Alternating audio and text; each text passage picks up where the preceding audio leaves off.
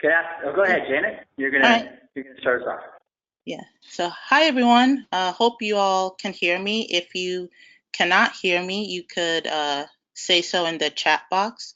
My name is Janet Umenta, my Health Career Navigator team, and thank you guys so much for making time out of your busy Wednesday evening or night here in the East Coast for this webinar, Mastering Your Graduate School Application. So we know that the graduate school application deadline is fast approaching. So today's webinar is hosted by Jeffrey Oxendine. He's the founder of My Health Career Navigator, and he's also the co-founder and president of Health Career Connection, which has provided summer internships for thousands of students from underrepresented backgrounds.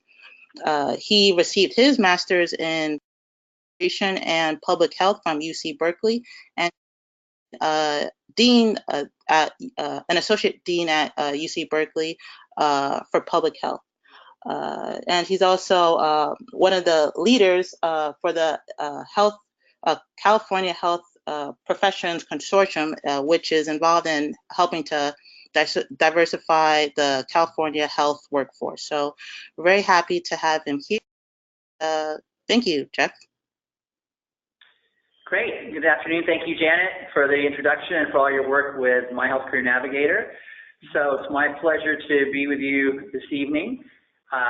We're going to talk about a really important topic, which is about how you strengthen your application and your ability to get into the health professions graduate program that you really want. I wish I could see you all and talk with you about what your plans are and ask how many of you are interested in medical school versus public health versus business or social welfare or policy. There are many different ways you can pursue graduate programs in the health professions. And so what I'm going to do is try to focus on comments today that will be helpful regardless of the profession that you're going into. Some of it may not be as specific to medical school, although many of the things do apply. But we're going to have some upcoming webinars where there'll be people talking more specifically about the medical school application, interview, and other kinds of process. So to go ahead and the way this will be structured today is that I'm going to make some remarks, go through a PowerPoint presentation, and then we're going to leave plenty of time at the end for your questions. So with that, I'm going to be asking Janet to advance the slides, and I'm going to disappear from the video while we go through the slides themselves, and then I'll come back on at the end to answer your questions. So, and along the way, if you have questions, Janet, where do you want them to enter them? Yes, they could send them, enter them in the chat box. You should see it on your screen. Yeah, and you can feel free to answer a question along the way. To enter a question along the way, and I'll be happy to, if I see it, if it's appropriate to answer at the time, I will. Otherwise, I'll do my best to answer them all at the end. And there also are other webinars that we have and will have about graduate school and job search and other kinds of things. We're going to be having a series between now and the end of the year on both getting into graduate school and your job search. So with that, there are three things we're going to focus on during this presentation. One of them is going to be the choosing the right graduate degree, school, and program. Then once you have an idea of which ones you want to apply to, then writing a statement of purpose and essays and letters of recommendation that will be helpful for you to be able to get into the school that you really want to go to. Next slide, please. So the first thing is, why go to graduate school, which is an important thing to start out with. And it's important actually for your application, because your application is going to have to be written in a way that you're convincing the school that you're applying, the school degree and program you're applying to, that why you want to go to school fits with what they're looking for and why they should choose you. I always say that there are sort of 5 things that you can get from going to graduate school in the health professions, and that's specialized, and specialized is really underscored here. It's not the same as undergraduate, where you are kind of exploring. There's exploration in graduate school, but graduate school should be really a specialized focus on getting the knowledge, the skills, the credentials, the relationships, the network, basically, and getting new opportunities. both to learn as well as for when you get done with your program. So those are the things that you get out of, in addition to a good life experience and a big growth time in your life to go to graduate school and friendships to develop. But these are the things that you get out of going to school. So when you're thinking of applying to a school, you should be asking yourself, am I getting the knowledge for that particular school, degree, and program? Am I getting the specialized knowledge, skills, credentials, relationship, and opportunities that I'm going to want to get to advance my life and career direction? And those of you who've been part of Health Career Connection or part of My Health Career Navigator in the past know that we prioritize you thinking about what you want for your life first, and then how your career fits into that, and that you want to go to a program that's going to set you up for success in both. Going to graduate school also should lead to more opportunities to advance in your career, as well as greater income and impact, and then some more life accomplishment. It's a good experience to go to graduate school. Maybe you go in an area that you haven't lived in before, or it's just a big accomplishment to have a graduate degree. So those are why go. Next slide, please. Then sort of which degree, school, and program that you go to is the next thing you think about, which is, all right, then in order to get the knowledge, skills, credentials, relationships, and opportunities that I need, which is the best fit degree, school, and program. And I say these three things because you're not for graduate school, you're not just going to the Harvard School of Public Health for a degree. You're going to the Harvard School of Public Health in health policy and management, and you're getting an MPH degree, or you're going to the UCLA School of Public Health and you're getting a master's in business and a master's in public health, or the University of Michigan and an MHA, or a doctorate in public health. So the degree, school, and program in each of the degree schools and programs have a unique admissions committee. They have a unique set of requirements. At some schools, they might have 5 different degrees and 20 different programs. So you have to pick the one that best fits you. And you can see these are some considerations that you might have about which school is a good fit for you. And you can see it's everything from what kind of opportunities are there for professional leadership development, to the diversity, to the size, the geography, those kinds of things. And I would encourage you to not put so much weight into the rankings themselves, as the rankings for many schools are not necessarily aligned with what you want. You want to look at what you want to get out of the school and then see, does that school deliver? So these are things for you to think about as you decide on which degree, school, and program. Next slide, please. So then one big thing is what do you want to do afterwards? And this slide is set up more for people interested in health administration. There could be different types of things that people do from other aspects of public health or of a health career. But one thing you really want to ask yourself is you want to have a good experience during graduate school, but you also want to have a great experience. You want to be able to have it set you up for what you want to do. And one question to ask when you are applying to a program is, what do the graduates of that program do? What kind of things do they go into? How easy is it for them to get into those, to get into a job in those areas? Or the next step could be getting to a PhD program or getting a research job in an academic setting. Like, what do they do afterwards? It doesn't mean that you have to do that, but it means that more likely the curriculum that they have and the relationships that they have set up and the knowledge and skills and credential you'll get will set you up for a certain kind of thing. But you want to ask if the kind of things that people are going to, even though the school might have a great reputation, there might be a lot of things you like about it, but if the things that graduates are going towards are not what you want to do, then it may or may not be a good fit for you. The other reason to really think hard about this is because what you want to do afterwards has to be part of your statement of purpose and your personal statements, and the letters of recommendation should indicate that, because in graduate school, they want to see, well, what do you want to do with this graduate degree, and why this particular degree, school, and program? And so therefore, having you think ahead of time about what you want to do and incorporating that into your application is going to be important. Next slide, please.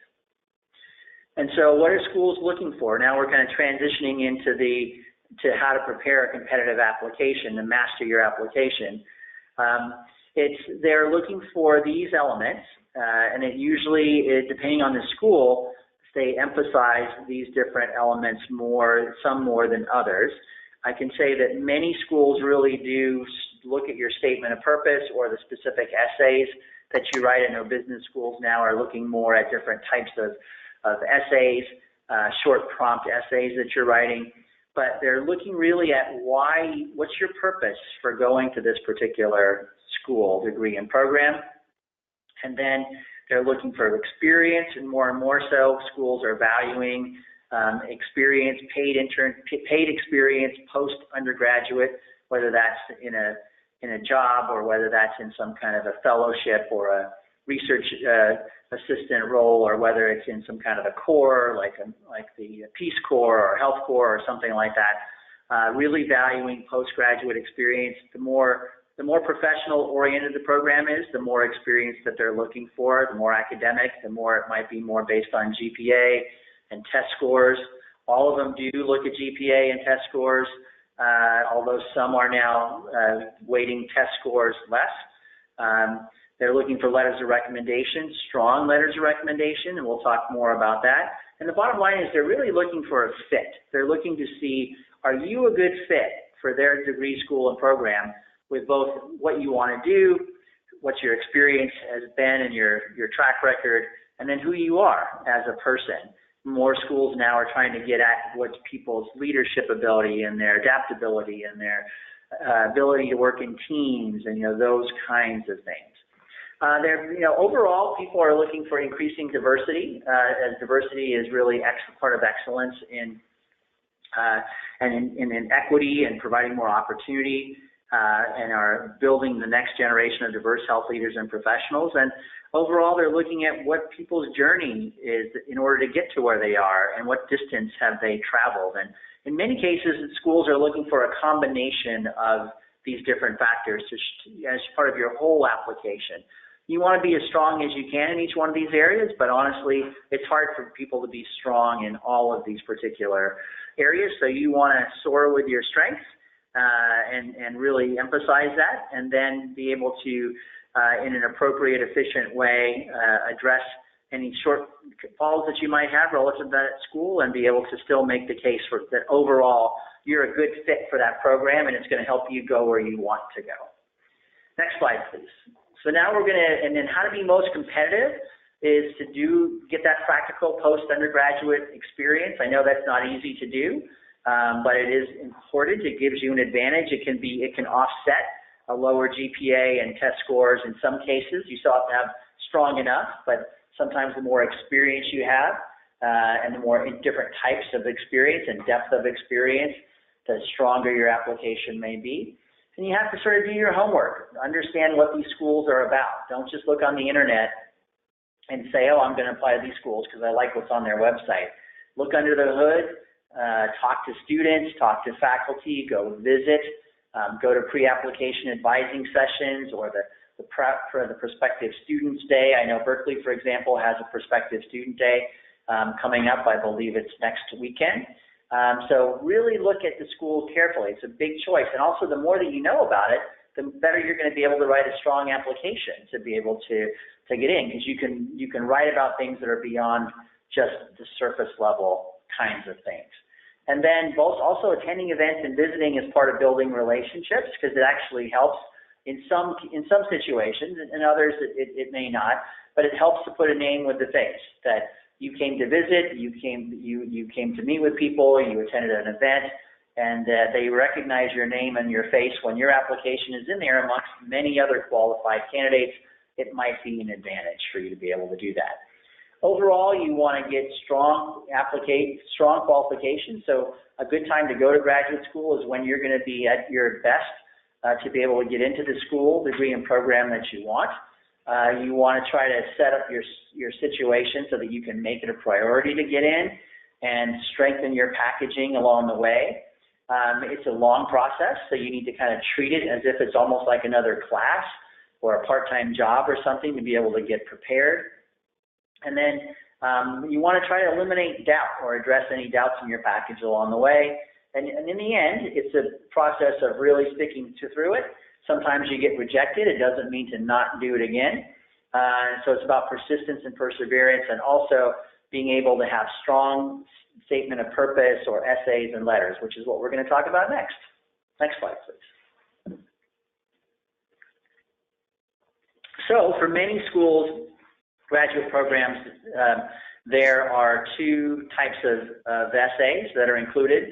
It's a statement of purpose and a personal history statement of some kind. Other schools now have the individual essays that might take the place or supplement these, or they might have supplemental information you can provide. But typically, these are two elements. Sometimes they collapse them into one personal statement. But very important if there's two, to do a great job of both. And if there's one, to really, in a more concise way, be able to incorporate the elements of both of these kinds of things. And so basically, they are a way for you to show your what you want to do and highlight your experience and your strengths in a powerful way and why you're a good fit for the programs. And also talk about things that you've overcome and what makes you resilient and strong and passionate, and have your authentic voice come through in these statements. We'll talk now about more specifically about each one on the next slide. Now, before we do that, let me go back to the statement of purpose and say that I know for some people that's the first thing they read. Some programs read the statement of purpose first. They want to see how you're different. They want to see how you fit, and then they look at your preparation. So this is your calling card. It's also a place for you to brag a little bit about yourself. I know many of us are not that comfortable with bragging about ourselves, and this is a place, if you're going to do it, this is a good place to do it. So the next slide talks about the letters of recommendation. And these are important because they illustrate your working relationships. And we're going to go into more detail of both of these things. This is just sort of setting up the presentation. They illustrate your working relationships with faculty, professors, and others, your supervisor. That provides you with a good opportunity to give an objective opinion of who you are. You're going to have a biased opinion of who you are, as you should. And it's a way for for the admissions committees to look at people who have credibility, to get some unique insight into who you are, because these are people who hopefully know you, and why, from their perspective, that you should be admitted to the program and why you're going to be successful in the program. One of the things that when I mentioned eliminating doubt, I can tell you that many programs, they love their applicants, and then there's sometimes, well, can the person do the work of this graduate program and be successful? And can they be successful in this career path? So part of what a letter of recommendation does is somebody says to the admissions committee, this person, I believe, based on my experience and all the other people I've seen over the years, that this person can succeed in your graduate program and they can succeed in the field. And then it'll say why about it and give examples about it. And so you need to have somebody who can write your letter that has that level of knowledge of you, and you need to help arm them with examples and things to help them make the case. Next slide, please. So now we're going to kind of go back to the statement of purpose and personal statement. One of the things that makes a strong statement is that it's clear and concise. And it's a hard thing to do, to put yourself and all those key points into a short package, but and even more so now if they're giving you a small number of words that you need to be able to fit things in. And hold on one second here. I have a little technical difficulty.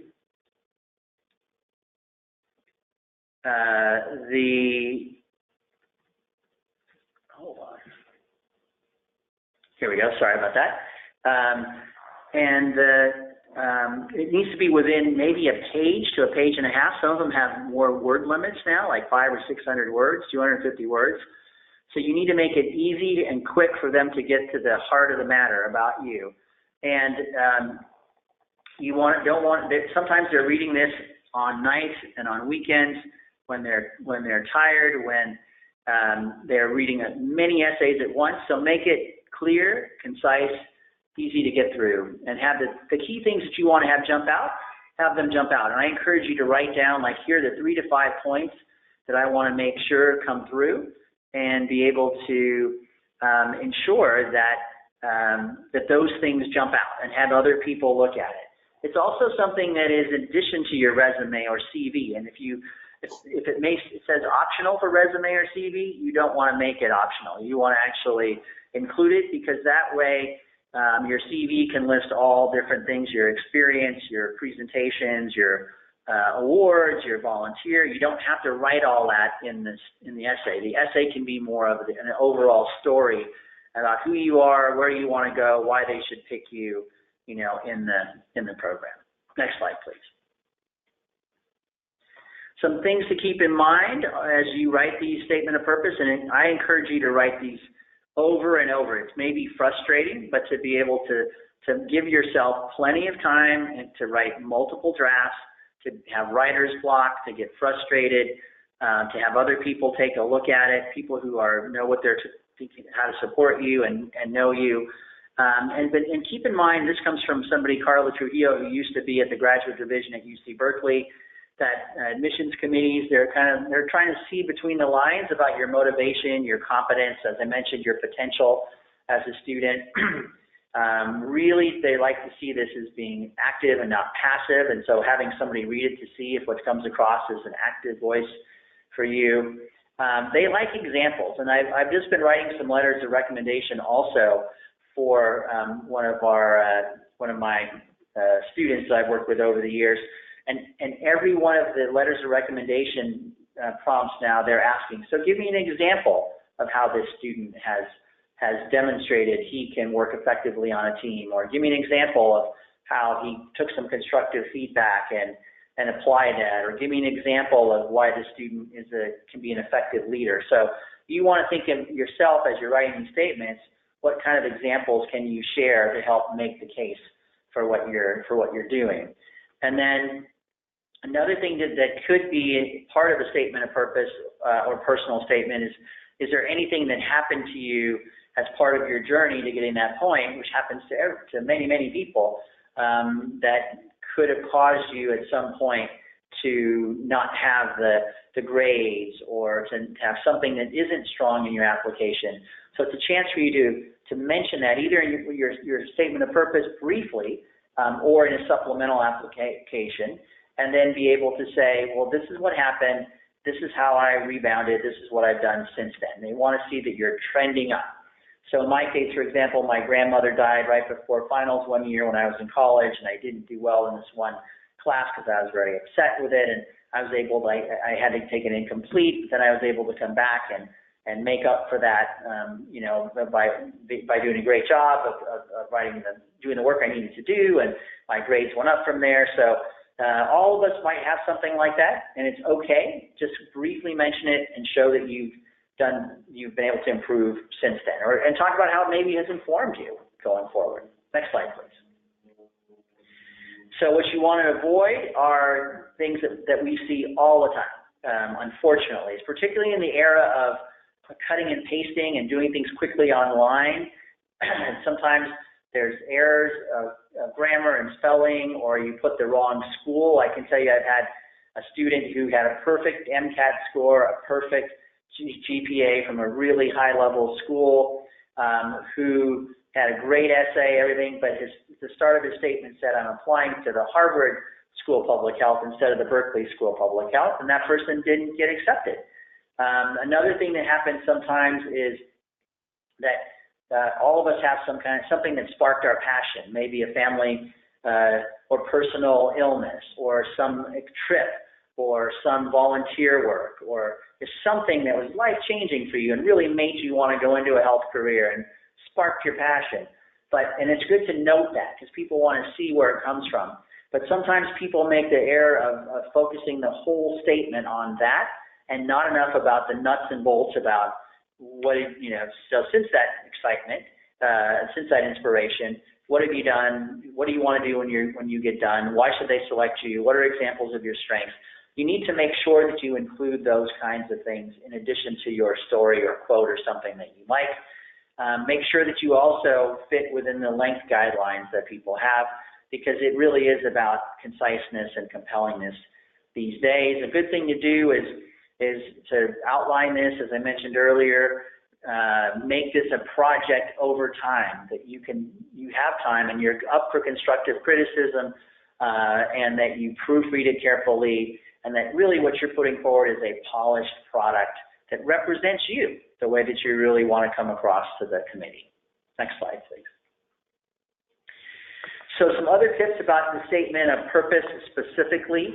And the way I differentiate statement of purpose from personal statement, if there are two options, is a statement of purpose really is about the purpose for you going to this graduate program and what you're going to do with it. A personal statement can be more about your personal history, the challenges you've overcome, what really keeps you going as a person, makes you resilient, those kinds of things. Those are all important to be able to talk about in your statements. And so and then a big thing to talk about is why do you want to go to this graduate program? Why this area of concentration or degree that you're in? How does it support what you want to do? Why are you going now? And be specific to tailor your recommendations to what it is that you really want to focus on, that you want to get out of it. And then again, it should complement your CV and those kind of things. Your personal statement is okay to be more personal. Your statement of purpose should be more focused on the program. Next slide, please. So in terms of, there are different statements that you might write for an academic versus a professional degree. And this again came from Carla, who said, if you're writing for an academic degree in terms of a statement of purpose, this could be something like a PhD or a Master's of Science or a Master's of Arts that's more focused on academia. It could be something like an MD, PhD program, something that is more really looking at your potential to be an academic researcher, perhaps. This is the kind of outline that you might want to follow. What got you interested and sparked your interest in, particularly in the type of graduate study you want to go to. What kind of topics are you interested in? What are some of your scholarly accomplishments? You can see the kind of things, what kind of research skills or relevant experience that you have that are relevant to that program. What are you doing now? And then really, sometimes they're really looking to see if what your research interests are, your academic interests, do they align with that program? Because again, it might be a famous school, but if they're not doing the research that you want, it may not be a good fit. For example, one of my colleagues wanted to do research on health disparities for the South Asian community. And he was applying to schools in the Bay Area as well as in North Carolina and in some other regions. And he got into the North Carolina program, but it turned out that his research interests were on health disparities for South Asians. And in North Carolina, there's not a very large South Asian community, and there weren't faculty members who were doing research in that particular area. And so it wasn't as good of a fit for him as it was in the other area. And also in academic degrees, at times, professors are looking to fund you, and they're looking to fund people who are working on research that's aligned with their research interests. And so being able to do your homework ahead of time and understand who are the faculty, what research are they doing, what grants do they have, how does that align with your interests, and then writing a good case to say how they're aligned and how your experience really qualifies you to work with a faculty member and do a great job on their research in addition to your own. That really makes a difference. So this is sort of the structure for an academic degree statement. Next slide, please. This is more of a professional degree structure, and this isn't a formula. It's just these are things that you want to incorporate and weave together in a way that will tell the story about you. And these are four that I often encourage people to consider, which is, where are you now and how did you get there? And a little bit, right now I'm working, you could say I'm working as a community health worker in a community health center in East Oakland. I'm working on addressing chronic disease management for monolingual Spanish-speaking population, something that says what you're doing. And I got there after getting my undergraduate degree in public health from UC Berkeley, and I'm originally from East Oakland, and so it's great for me to get back to my community and get to work on issues I'm passionate about, something like that. Then to say my future career plans are, so my experience here working in the clinic as a community health worker has really reinforced that I want to work on issues of addressing health equity through community engagement with underserved populations as somebody who's working on health and social behavior.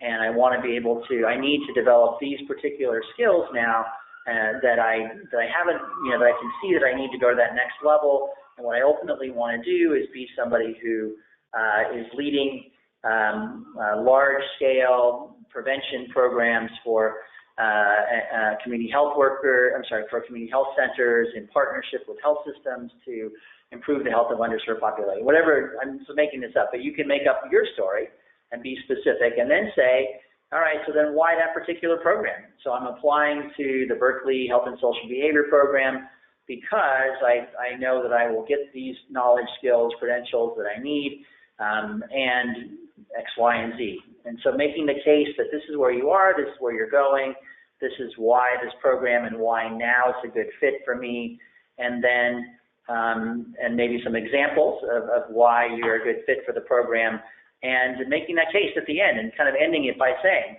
I think I'm a great fit for the program because of these reasons. What I know about the program, these are the specific reasons. Here's how I'll contribute. Programs like to know how you're going to contribute to the school and your peers in the program, as well as how you're going to contribute to the field afterwards. So this is an example of what you might write for a professional degree, like an MPH or an MHA or an MBA or something like that.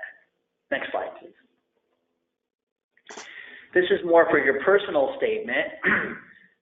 These are things that you might talk about your personal experience, your family background, your cultural background, how these things have shaped who you are as a person, they've shaped your path, how they will be things that you will touch upon as you go forward. And that it's a chance to talk about any disadvantages that you've overcome.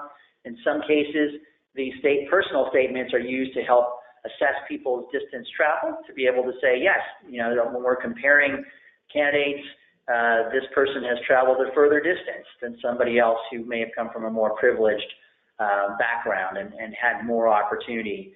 And it also could be used sometimes to decide on who gets financial support based on what kind of challenges they've overcome for certain kinds of fellowships or certain kinds of need-based awards, or awards that might be based on that you want to work with certain populations or certain kinds of issues. If you've come from a certain background, it might help make the case for it. So that's a little bit more of the personal statement approach.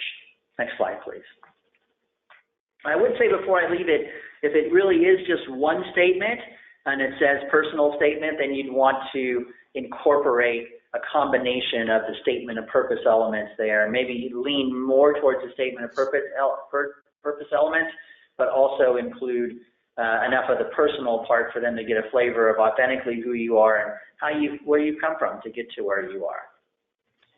Next slide. So now that's the statement of purpose. Now we're going to talk about letters of recommendation, and then we'll open it up for your questions. So for letters of recommendation, each program is different. So you need to find out the programs that are a good fit for you. Are they looking for more professional letters? Are they looking for more academic letters? Are they looking for a combination? Most of the time it's 3 letters that they're looking for. Some want 2 academic letters, some want 2 professional, some don't specify, but you usually need to have some strong academic letters because, as I mentioned, the admissions committees are looking to see if you can do the graduate work in that program and be successful, and they want an academic person to say that. So you need to begin developing relationships with professors or with TAs who can get something co-signed by a professor who can attest to your academic potential for that program and in the field. And so I know that might be uncomfortable, and some of you might be too late. It might be, and it's not too late. I mean, you might think it's too late. But wherever you are in the process, try to start working on developing some of those relationships by going to office hours, by being part of a research project or a volunteer initiative, by doing something that involves multiple touches with some faculty members who can be supportive to you, or some deans or something like that. For academic letters, it's best to have a professor write the letter, but again, as I mentioned, that having a cosign with a TA could be fine, but they like the credibility of the professor being able to do that. For your professional letters, it would help to have somebody who's more of a somebody who's a supervisor for you, or an internship preceptor, or someone like that, who is going to be able to speak to your ability to do professional work and what professional skills and leadership skills that you want to have. One thing that's important to do is always waive there's a box that you have to check to say, I waive my ability to see the letter. That's really important because that enhances the credibility of the letter writer, because then they were able to write it without worrying about whether you saw this or not. Next slide, please. That these are some things that, in terms of how do you go about it, people always ask me, well, how do I go about requesting a letter of recommendation? And really what you might want to do is start by saying, well, gosh, ideally for the programs and schools and degrees that I want to go to, which is, what do I need in terms of academic and professional people to do the writing? Begin cultivating those relationships, if possible, before you need it. When it does come down to it, it's important to be able to make an appointment. I do that instead of just writing an email or a text or something, if you can, or if you're distance, setting up a time to talk to the person by phone and being able to say, I would like to be able to go to graduate school at some point. I'd like to be able to ask you for a letter of recommendation. And that could be, if you're graduating and you're going to go work for 3 or 4 or 5 years, that's fine. Just giving the person a heads up and asking if they are willing to do it. Maybe writing down some things, some bullet points of the ways that you know that person, and things you've accomplished with them, and things you want them to remember, so that you can have it, they can have it in their file. But doing something to let them know what your plans are and see if they'd be on board to support you with a strong letter of recommendation. Important to ask about strong, because you don't want somebody who will say yes out of obligation or because they like you as a person, but not be able to write a strong positive letter of recommendation. I guess I should qualify that. Strong positive letter of recommendation that says that you're a great candidate for the program. That gives them an out. If they don't know you well enough, someone sent me an email last night asking if I could write a letter of recommendation for them who I really like, but I don't know them well enough and I haven't known them long enough. One of the first questions that they ask you as a recommender is, how long have you known this person? How long have you known them well? And in what capacity? So if somebody doesn't feel like they've known you well enough, or they can make a strong case, they might say, well, I really like you. I don't think I can write a strong letter. It's not a reflection on you. Maybe another faculty member might be stronger to write a letter, or I need to know more about you. But give them the out, because a weak letter or a letter where it's clear that they don't know you well can certainly hurt. You want to make sure that you put together a nice package for them, maybe a physical as well as an email package saying, here are the schools I'm applying to, here's the links that you're going to need to have in order to put forward your recommendation. I should say now, people not only have to write a letter, they actually have to check boxes on forms as well, and they have to check boxes on forms about how strong you are. You want people who are going to be able to write you as excellent or outstanding, not good or average, which for some professors, good or average is really, really good, but to an admissions committee, it's not. So you want to make sure you want to give them a copy of your statement of purpose also, your resume, the essays that you're writing. Give them things that can help them help you, even some points that one thing to do is be strategic about your letters, So that you might say, I want one person to bring out my academic ability, I want one to bring out my ability to work with community, I want another one to bring out my leadership potential, something like that. You want to let them know, this is what I want to have come across, and could you please address these particular points? You may want to follow up with people if necessary. One thing is to remind them. I have one student I'm writing some recommendation letters from now he sent me a bunch of calendar invites saying, Jeff, my letter of recommendation for the Wharton School of Business is due, 5 days from now or something, so that it's a reminder for me. And then he sends me an email a couple days before, hey, do you have everything that you need in order to be able to put forward my application, my letter of recommendation? And he sends me one the night before saying, just making sure you got all that you need. And it's really helpful because sometimes I get busy and it's not the first thing in my mind. I always have come through. That's not an issue, but it helps to have a reminder. And then sometimes the questions that are on the forms, I've had to go back to him to say, hey, I don't know, how should I answer this question? They're asking me this question. I don't know how to answer. And so he's given me feedback along the way. So it's a process. So it's okay wherever you are now. If you haven't developed a relationship, time to start working on it. If you have, it's good to follow up with people along the way to keep them engaged. Next slide, please. And then we're close to the questions. I just think you went over a lot of these kind of things. These are things that will help them write a strong letter for you. More of the things are now online, so the envelopes are probably less relevant these days, but make it easy for them to do it. The easier you make it, the more likely they'll do it and do a good job. Next slide. This is some things about how to approach the letter writer. As I mentioned, I talked about some of these already, but give people plenty of time. I know one faculty colleague of mine who writes 60 plus letters of recommendation per year.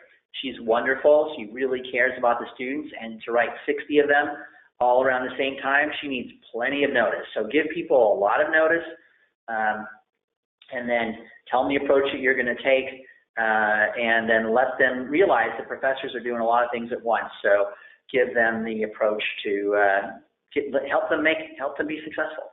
Next slide. We've talked a little bit about this already, but for academic writers, it's good to have these kinds of folks that would write your letter. Even better sometimes if it's a faculty member who's been affiliated with the program that you're applying to, or works with some of the faculty there. That is really a helpful thing, and somebody who really can speak to your ability about that field. If you don't have somebody who's in the field you're applying for, just make sure it's somebody who can write about the knowledge and skills and potential that you have in that field. So let's say that you want to be in something like epidemiology, which is an analytical, quantitative, oftentimes research-oriented program, and you don't have somebody who's an epidemiologist, but you might have somebody who was one of your professors in biology or in chemistry or in some other field where they can write about in math, something about your ability to do quantitative work, your potential to do that kind of work. Same with it if it's in social sciences. Maybe you're applying to a public health and social behavior program or a management program. You don't have somebody from that field, but you have somebody who can attest to your writing skills. Writing is important in all of the different concentrations, and your analytical ability and your leadership potential, those kinds of things. So, so these are some key things about who should write your letter. Next slide, please. These are some really good tips for having people professionally write your letter. Same thing, pick different people who can talk to different aspects of your strengths and experience, and who can give examples of what you've been good at and how you've grown and why they think you're going to be a successful person. So when if you have people from internships that you've done or part-time jobs as undergraduates, that could be good places to get professional letter writers, or for people obviously who you work for afterwards. But make sure you develop a good relationship if it's your first job out of college with people who can write a good letter for you. Because if it's your main experience, they're going to want to see that a letter came from from somebody in the organization. It could be your supervisor, or it could be somebody else who really you worked with closely who can speak to your potential well. Next slide, please. These are different ways. Most things are how to submit letters. Most things are electronic these days, and you have to put in, the other thing you have to get from people is all the information. What title do they want you to use? What's your relationship? Are they an advisor? Were they a supervisor? Were they an academic professor? Make sure that you help submit all those kinds of things. You populate some of those things and then send the letter writers a link to be able to fill some of those out. And as I mentioned earlier, just gently remind people about the deadline coming up in a very positive, polite way, realizing that they're busy and they've got a lot of things going on. Next slide, please. So My Health Career Navigator can help with some of these statement of purpose reviews and looking at resumes and these kind of things. We have these different types of services that we can offer. So if you're interested, we'll have you can send us an email at the end. And we've had students who've used this on the way to getting into different programs. It's not an obligation at all. It's just something that we can work with you on if you're interested in. Next slide, please. So hopefully that helped you with understanding why to go to graduate school and how to be competitive, as well as then how to write a strong statement of purpose and personal statement, and your ability to get strong letters of recommendation. We now want to be able to open it up to your questions, and appreciate your participation. I'm happy to support you in any way that we can to get into the school, degree, and program that you really want and advance your health career. Okay. So with that, I'm going to come back and see what kind of questions that we have. Cool. Thank you so much, Jeff. So one person, so yes, please keep your questions coming. One person asked, maybe I could probably answer this. Hannah Scott asked, will the slides and audio be sent after tonight? And yes, they will be sent in an email tomorrow. And these will be in the recording. The recording will be also posted on the My Health Career Navigator website that you can access, and or your colleagues can as well. Let's see. Okay, as we wait for more questions about, some applications ask how to account for time that's like maybe you were in between internship or in between jobs. Yep. What's the best way to say that in a way that acknowledges that there is time, that you had that time where you might, it's not explicitly accounted for, but you were doing something productive? That's a great question. I think it's important to remember that what you're trying to do overall with your statement of purpose, and also with the letters of recommendation, that is to tell an overall story about who you are and where you want to go and where you're from and those kinds of things. And it could be natural that at some point in your process that you have a period of time where it may not be accounted for, or maybe it is accounted for in your life, but it may not be necessarily totally driven towards that school, degree, and program that you're interested in. And so I think it's helpful to first of all tell the overall story, and then say to yourself, okay, well, how does this particular period of time fit into it? Is it a time when I wasn't sure about my direction yet, and I needed to have some time to really, before I applied to medical school, or before I applied to something like a public health school, or before I got my job, that I was able to really make sure that I was able to think through what I really wanted to do, and that period affirmed that I wanted to go towards this program.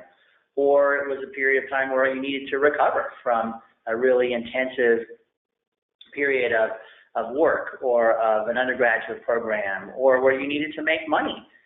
Maybe you didn't have money in the health field, but you needed to make money for your family or yourself by working another kind of a job that maybe isn't perfectly aligned with that particular place. Or maybe you had to take care of I had one person who had applied to a graduate program that I was running, and he had a 5-year period where he took care of his mother who had cancer, and he was out of the workforce and out of education and those things to do that. Or there are people men and women who take time out to raise their family, or if it's just difficult to get a job. It's not easy to get a job with an undergraduate degree in the health field doing really relevant work. So I think whatever it is, have it fit into your overall story. Maybe don't dwell on it so much unless it's really a key part of the story. And just like having a part of your academic record that may or may not serve you that well, being able to just say, well, here's, this was part of my story, and this is why it was there, and this is a key thing is always say, and this is what I did with it. Here's how it is part of my story. Here's how I have grown and advanced from that to be where I am now. Thank you. Denise asks, if it's been a while since you've been in school, would you just suggest taking a class to get a letter of recommendation or contacting former professors? So good question. It can be both. I think that, as I mentioned, it's good to have good work experience before you go back to a program, and it's okay, given all the things I said about the importance of finding the right fit, to go when you know you've found the right fit and when you're ready to go and when you're a strong applicant. So I think in terms of getting an academic letter, I think being able to, if you can get one from a past professor and you have some relationship and you can go back and help them remember you and help them how you know how you worked with them and what your strengths were, I think that's fine to be able to, they'll probably be excited to hear from you. And if they're not, they'd probably, be open to hearing from you and learning more about what you are. I think that's one thing you could do, that or a TA also. And then I think taking another class, if it's a class that is aligned with the kind of program that you want to go into, and if you take it at a place where there's like an extension program and maybe even an extension of the school that you want to go to. Like I took a calculus class at the UC Berkeley extension as I was applying to the Master's in Business program there. And so, for something like that, and particularly if it helps if it's an academic type faculty who's teaching it, and it's a class that will strengthen your ability, then I think that's a good thing to be able to do. It also might help make up for anything in your transcript that isn't as strong in that class, particularly quantitative. Some people didn't do as well on quantitative work or on the GRE. So if you took a quantitative class and you did well and you had a letter from a professor, that would be helpful. But it does help to have known the person for longer and in multiple different capacities. So I would, but you have to go with what you have. So if that's the best option for you, then I think that's a fine one to do, trying to get somebody in particular who will be credible with the admissions committee as an academic person. If it's somebody who's more of a professional, a lot of professionals teach in certain kind of programs for people that are out of school, then if that person happens to be an alum of the program that you're applying to, or they're a reputable person in the field because of their position, that letter could be helpful to you too. Great. Okay.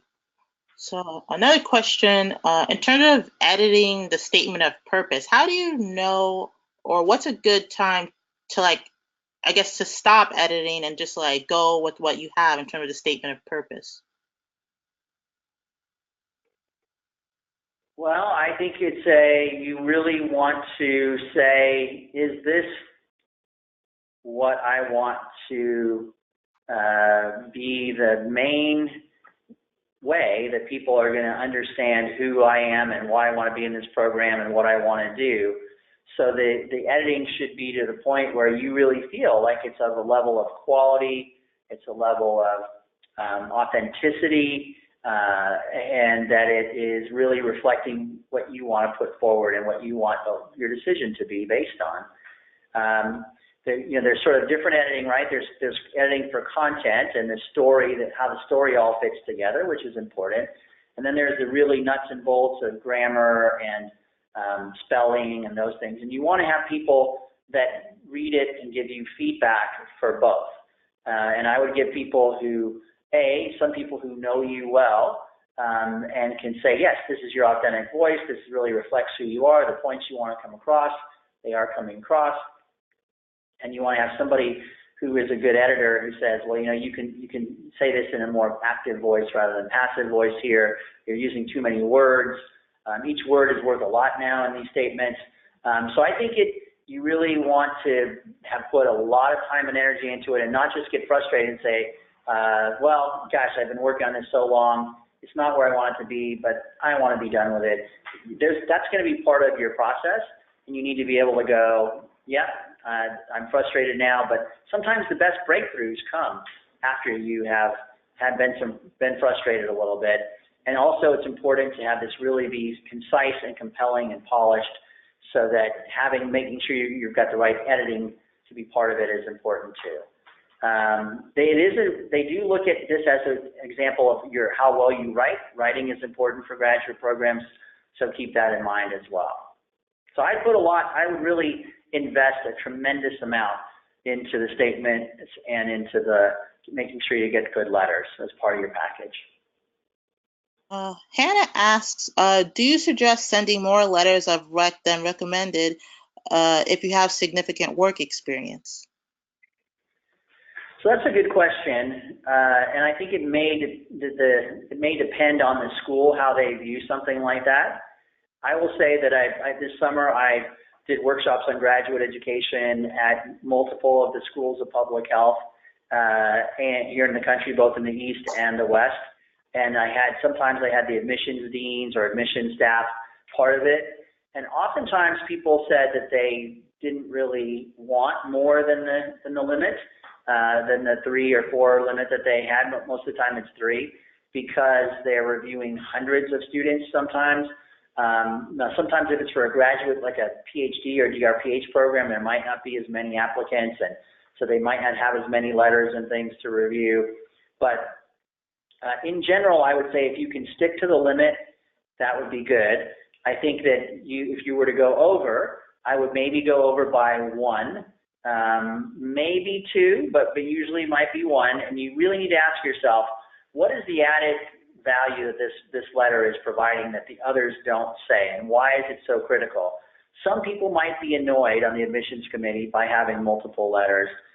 You might even check with the schools and degrees and programs that you're applying to how they feel about it. It could be a sign of, well, gosh, is this person insecure for some reason that they have to have all these different letters, or are they trying to be show off in some way, or whatever it is. But I think just realize people are busy and there is a limit on things for a reason.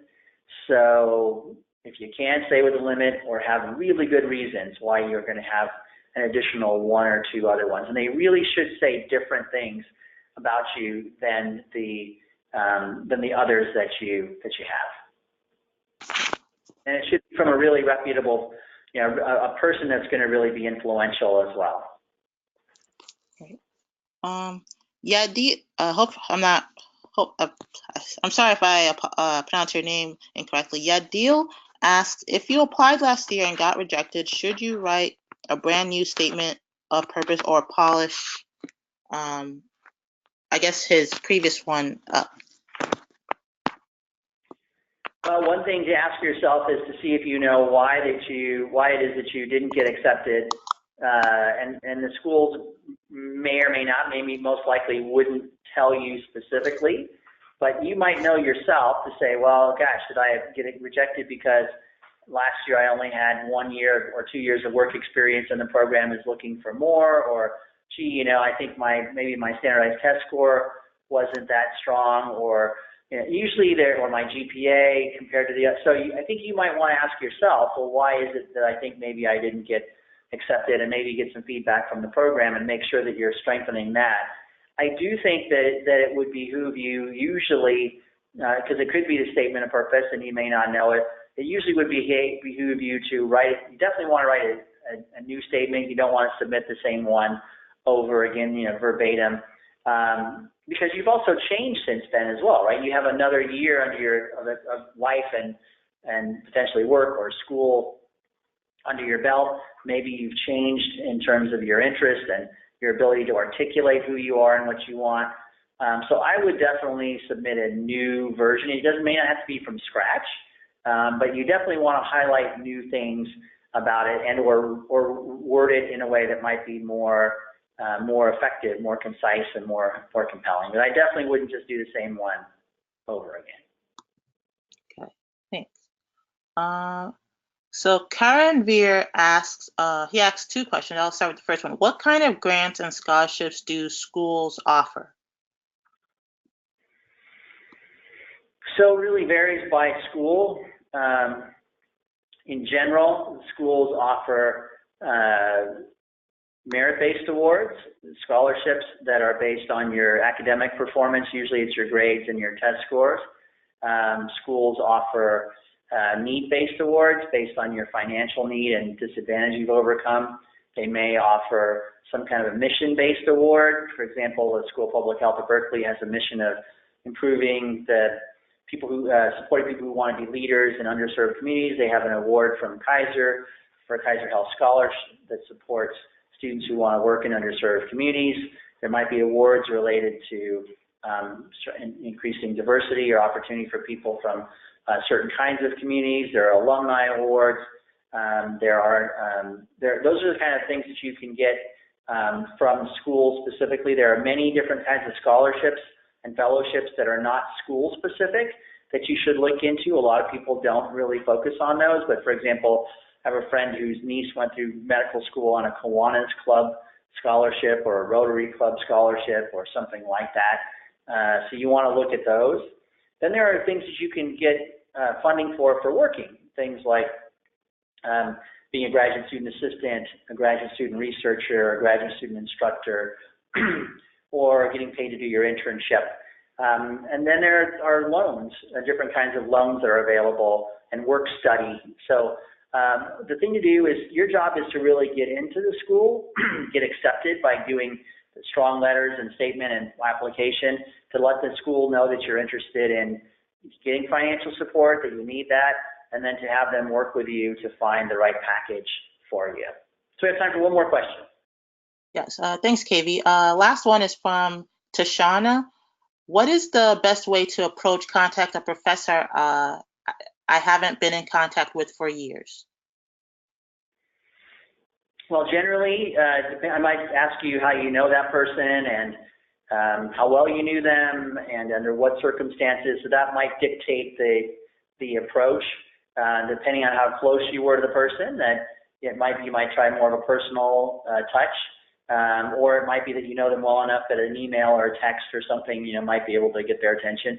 But I would say in general, it wouldn't hurt to have either a couple options. One might be to send an email and say that, gee, Professor, it's been a long time since we've connected. This is what I've been doing since we worked. This is how I knew you. I was in this class of yours, and this is what I've been doing since then. And we haven't touched base for a while, but I'd really like to see if I could talk to you about my current career and graduate school plans, and see if we might set a time to talk about that, or depending on how much time you think you might be able to get with them, could they write you a letter of recommendation. But it might be good, if you haven't been there for a long time, to more establish the connection with them first, the personal connection with them first, and kind of let them know what you're doing, and then ask them for a letter after you've reestablished that connection. It's really good if you come back to campus, for example, if you're able to say, maybe drop in to see them, or drop in for office hours, or send an email, hey, can I have coffee? We have coffee, or do you have a few minutes, I can stop by your office, or something like that, you can make it personal. That way maybe they may not recognize your name, but they might visibly recognize you. Or they might really appreciate the fact that you made the time to come speak to them on campus.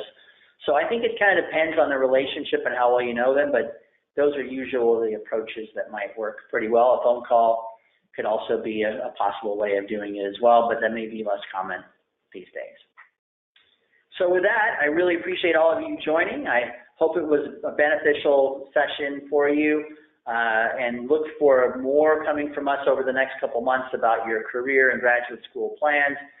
And know that MyHCN is a resource to you as you go forward.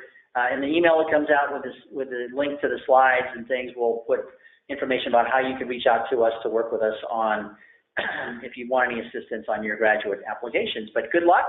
We need you in the health field. We want you in the health field. You're going to be our future leaders, and So go for that, what you really want in terms of degree, school, and program, and give your all to get into the graduate school that's the best fit to you. Hopefully today was a good step in that direction. So thank you all. Take care.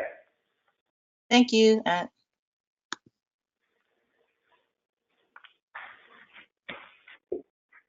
Thanks, Janet. Thanks, Jeff. Thank you. Thank you all.